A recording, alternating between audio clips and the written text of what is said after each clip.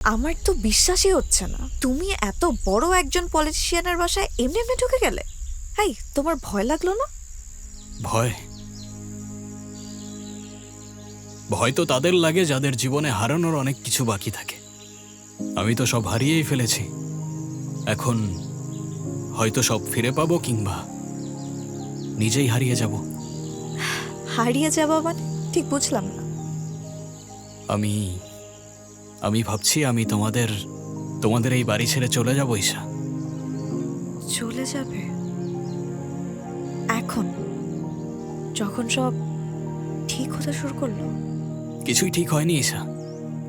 আমি জোর করেই বোকার মতো সব ঠিক করার চেষ্টা করে যাচ্ছি। আমার জন্য তোমার বাবা নিজের বাড়িতেই অস্বস্তিতে থাকছে। এটা আমি আর সহ্য করতে পারছি না। উনি এখনো মনে করেন আমার কোনো পরিবার নেই, তাই আমার কাছে সম্পর্কের কোনো মূল্যও নেই। ওনার এই ভুলটা যতদিন আমি না ভাঙাতে পারছি, ততদিন পর্যন্ত হয়তো তোমাকেও সাথে নিতে পারবো না আমি। এই ছোট্ট একটা কারণে তুমি আমাকে সাথে নিতে পারবে না? ছোট্ট একটা কারণ, ছোট্ট একটা কারণ, কিন্তু তার ইম্প্যাক্ট দেখো। সেই ছোট্ট একটা কারণের জন্যই তোমার বাবা আমাকে সহ্য করতে পারেন না। আমি আমি আর তোমার বাবার থেকে তোমাকে কেড়ে নিতে চাই না। ইরফান প্লিজ। আমি ডিসিশন নিয়ে নিয়েছি ঈশা।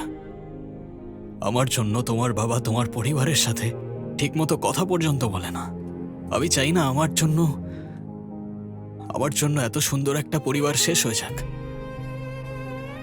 আমার হয়তো চলে যাওয়াটাই ঠিক হবে ঈশা। ওকে, তাহলে আমি আর কি বলবো, তুমি তো ডিসিশন নিয়েই নিয়েছো। আমার না এখানে আর ভালো লাগছে না, আমি বাসায় যাবো।